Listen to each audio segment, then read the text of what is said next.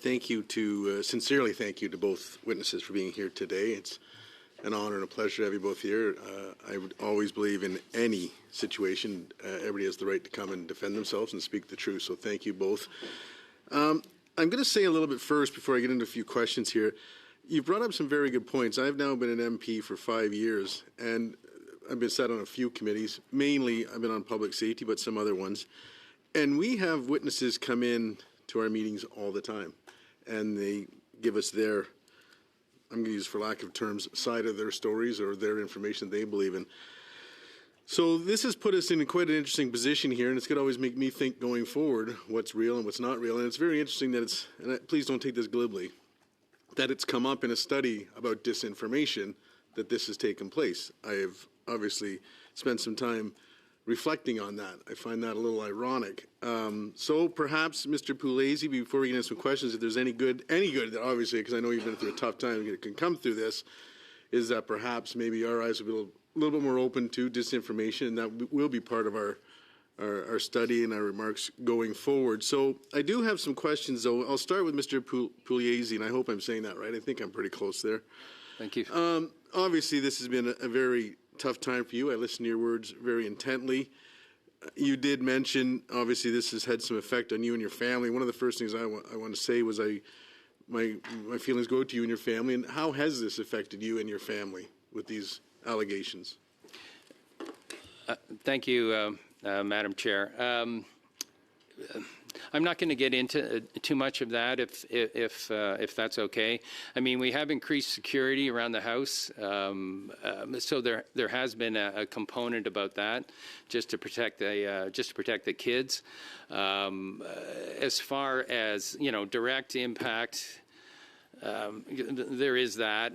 There's been a lot of support that I've received, and ironically, now my email box is full of tips from Canadian Forces personnel about wrongdoing that they want me to investigate.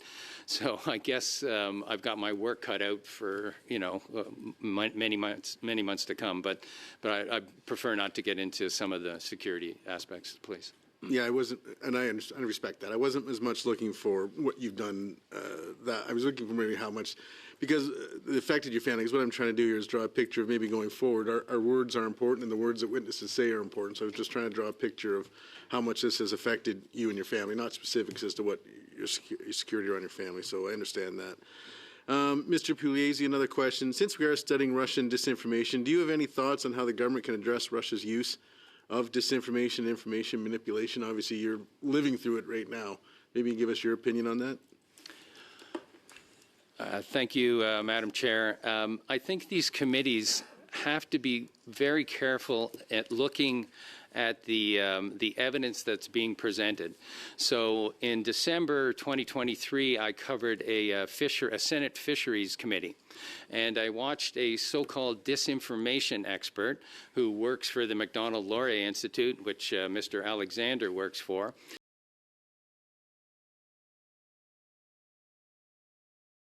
And this individual made a link between the Russians and Vladimir Putin and Ryan Reynolds, the Canadian actor. So Putin and the Russians have put out disinformation about the Canadian seal hunt. Ryan Reynolds is an animal activist, and he has put out a documentary about the Canadian seal hunt, which hasn't been complimentary. And so I watched this committee, this disinformation expert, link Ryan Reynolds and Putin together.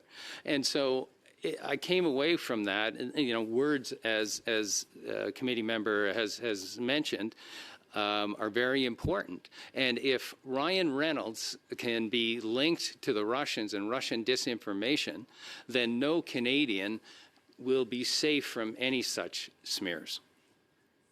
Thank you for that. Mr. Jolly, I'd like to ask you a question next, if I could. You mentioned that your organization was started in 1978, which is 45 years.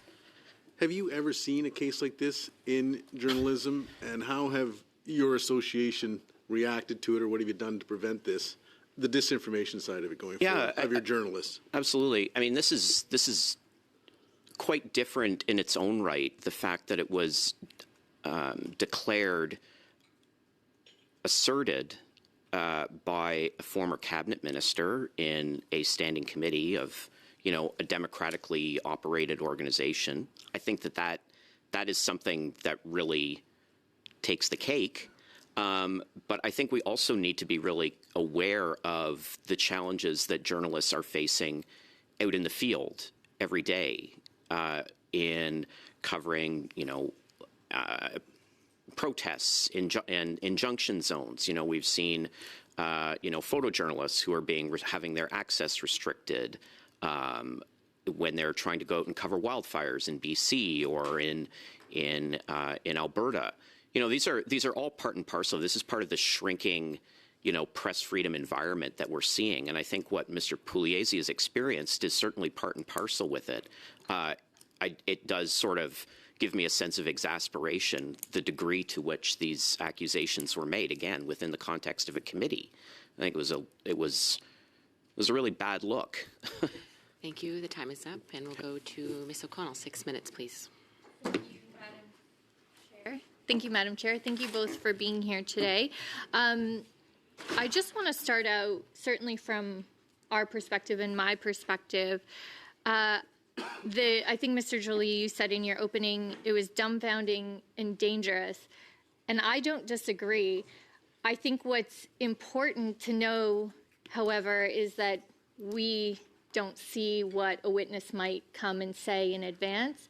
In fact, I can speak for myself, as the testimony was happening and what I was hearing, and Mr. Alexander was referring to documents, and I know that we were turning to each other saying, what documents?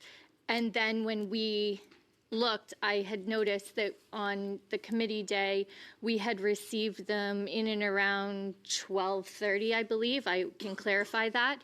And on a given sitting day, I'm sure you can appreciate I had not, and I think a number of our colleagues had not, including in that testimony, Mr. Alexander kept referring to Stewart. And I remember saying to myself, I need to look at these documents. And so I'm not downplaying anything, but I want you to know that I think we were equally as confused and were not understanding the connection.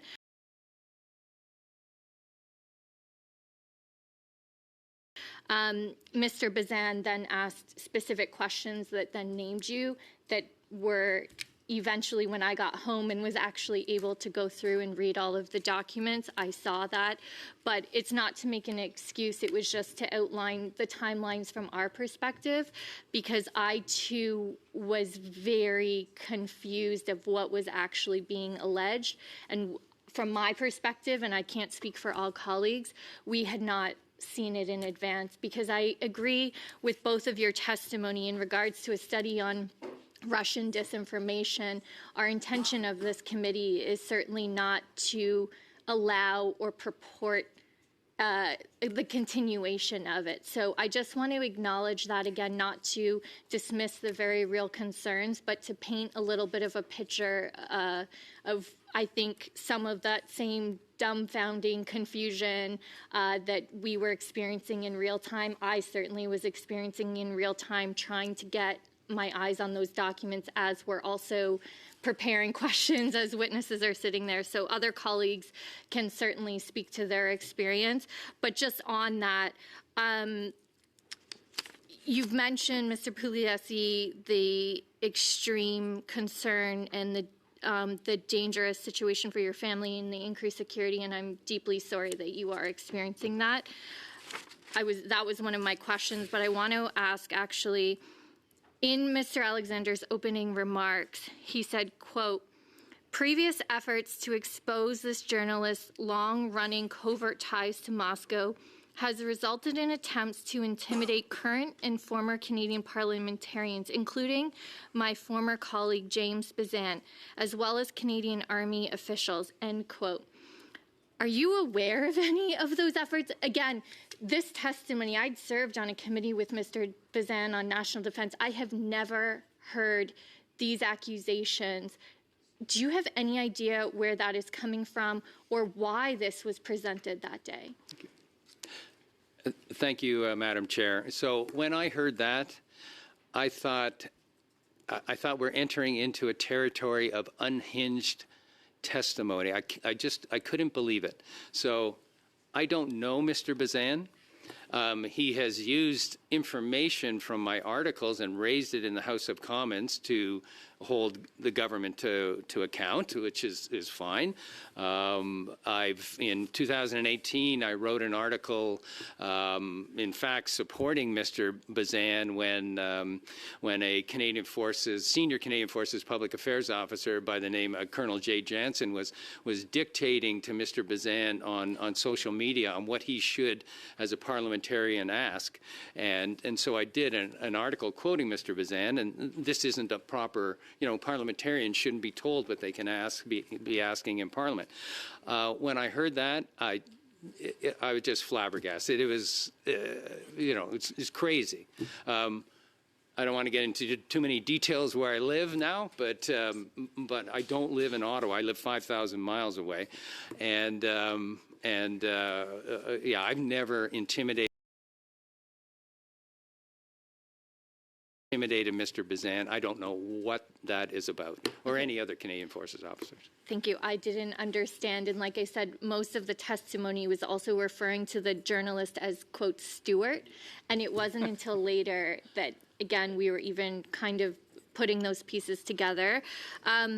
Just for the record, perhaps, have you ever published a story where the Kremlin was your source? I'm sorry, but I want the opportunity on the record. Thank you. Thank you, Madam Chair. So, no, I have never published a story where the Kremlin was my source.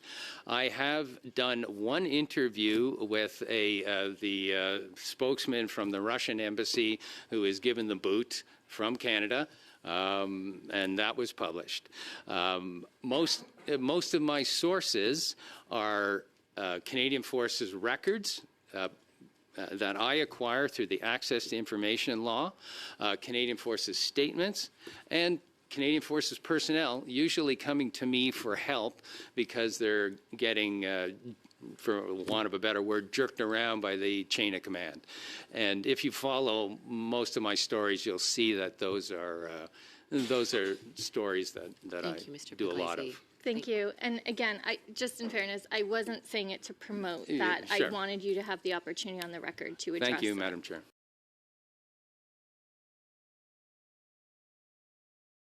Thank you, Mr. Chair. And I will say at the outset that the meeting where these allegations were made was very bizarre, and not having adequate time to review these documents before really minimized the opportunity to really focus in on them. And so I'm going to actually take that opportunity right now to go into these documents and ask you some questions. The documents, which I assume you've read the documents, Mr. Lazy. The documents refer, first appears to be written in about August or September of 1984, and it says the subject, Stewart, was permanently residing in Ottawa at the time. Were you residing in Ottawa in 1984? Thank you, Madam Chairman. No, I was not residing in Ottawa at that time. Okay, thank you for that. In a later document, it says that in 1989 and 1990, the subject, Stewart, began active work at the Ottawa Citizen newspaper. Is that the time that you began active work at the Ottawa Citizen? Thank you, Madam Chairman. Yeah, that is correct, and that information is available online. Just to add, the documents also stated, one of the other documents also stated in 1988 I was permanently in Ottawa. That is false. Says in another document, born and residing in Canada, student activist. Were you a student activist? Thank you, Madam Chairman.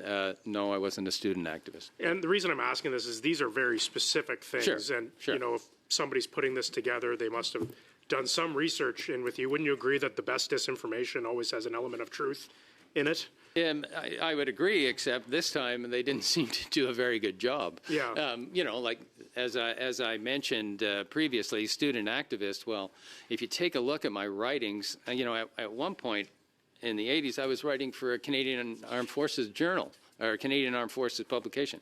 So Those are kind of hotbeds for communists, those armed forces journals? yeah, no, so the my work in the 1980s would not be described as an op-ed for communists. They would probably be described as pro-military, pro-NATO, anti-Russian, anti-Soviet.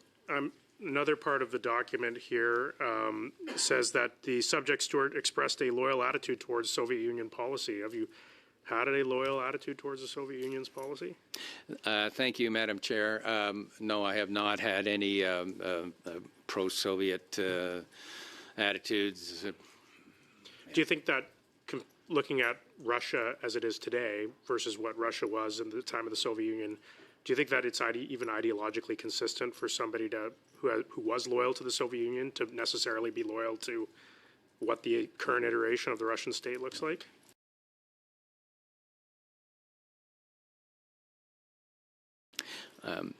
Thank you, Madam Chairman. Yeah, that's a good question.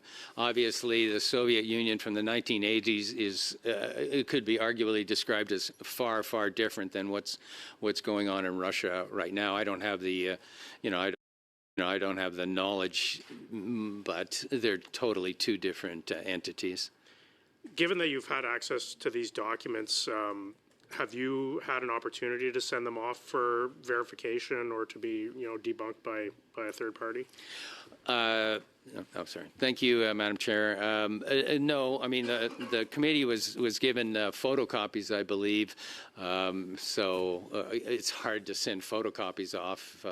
And quite frankly, I view the documents as ridiculous. Yeah. I just find it, I don't think Mr. Alexander came up with these documents on his own. So obviously somebody put together these documents. Do you have any idea of, who might have put together these documents and what their motivations might have been?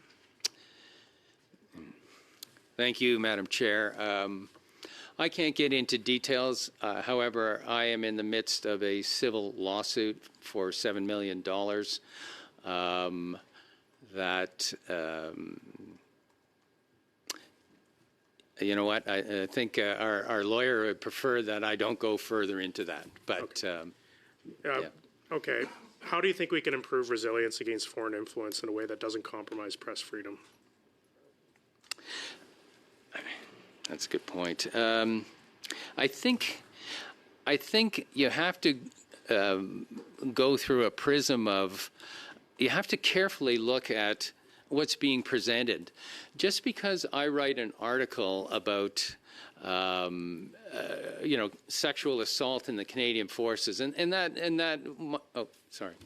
I'm so sorry to cut you off. The time is up, but perhaps the Liberal member, Mr. Gahir, may allow you to, but I'll leave that to him. He has 5 minutes. Mr. Gahir.